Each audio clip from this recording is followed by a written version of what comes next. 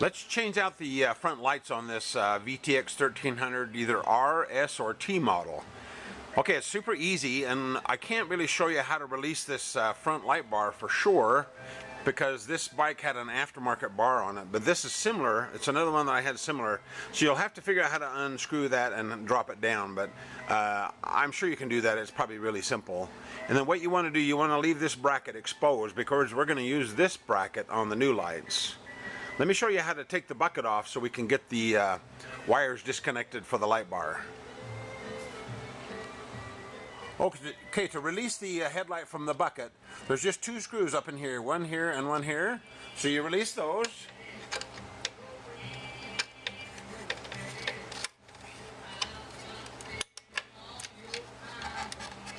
It's just a short little screw, so don't lose it. There's one here and one here, and then the light headlight drops down and you kind of lift it up and pull it out. Oh, and you'll notice I have a towel here.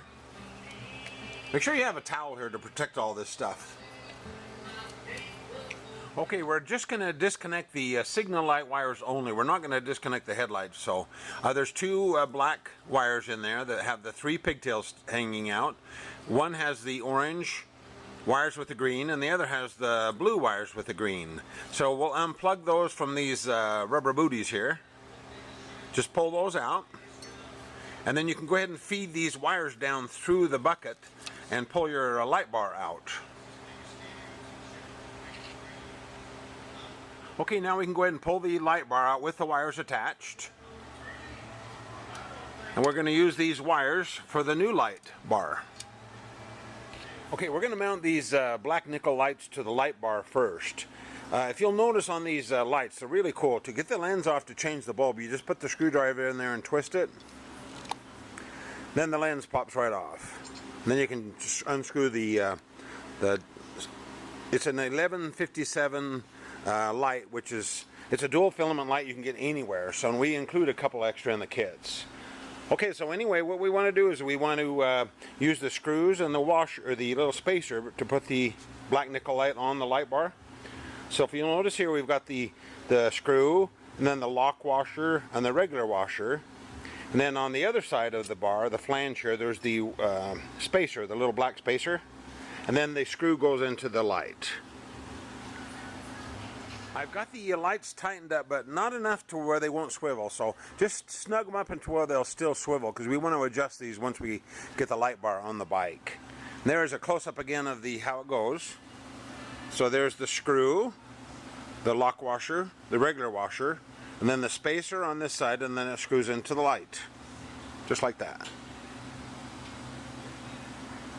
We have to use amber lenses on the front.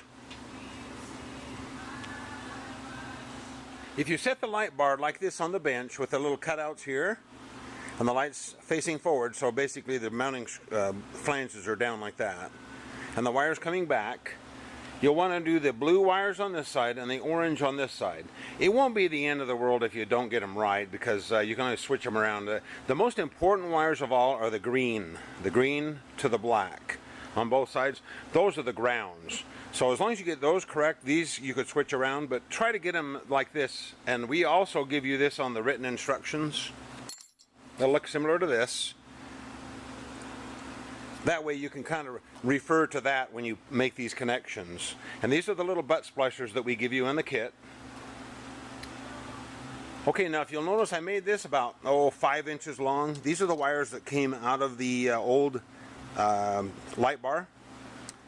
So I make these about 5 inches long, and then these are about 10 or 11. That way the overall length is about 15 inches.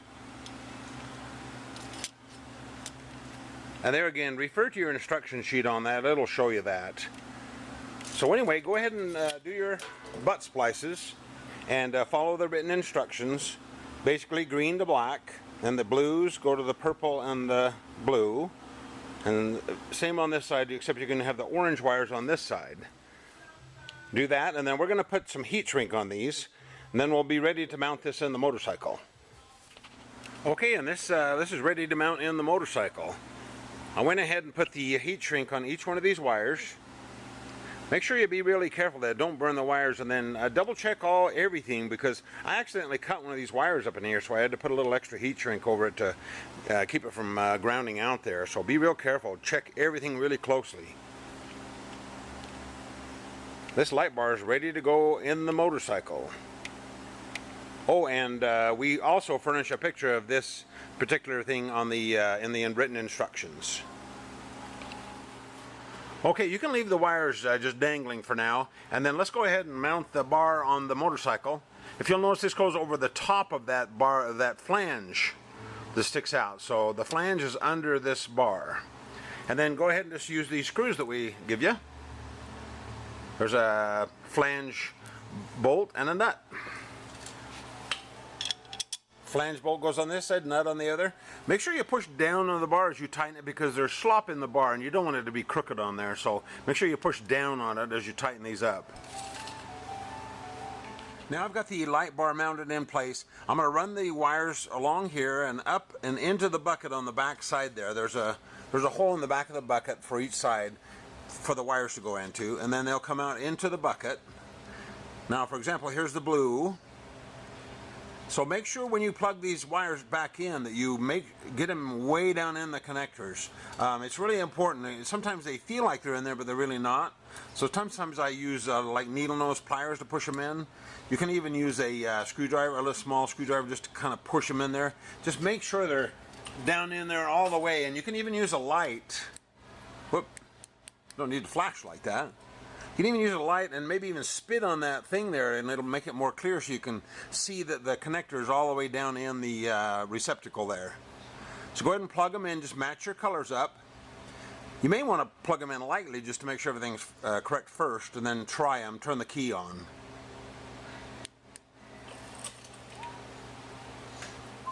Okay, go ahead and turn your key on, and then try the switch on the handlebar and see if they go the right way.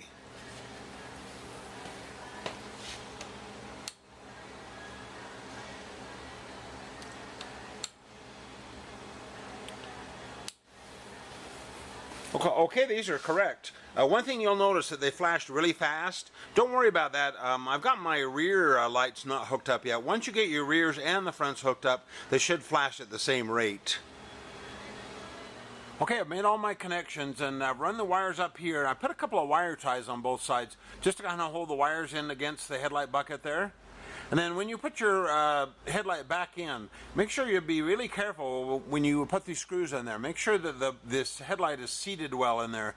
There's a little hook at the bottom. You have to kind of hook it in and then rotate it up in the bucket there. Make sure the wires are back in too, so that the headlight doesn't hit the bundle of wires.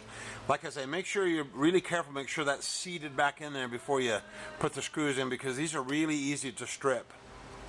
So once you get that all put back in there, you snug these up, check your lights again, and you should be ready to roll.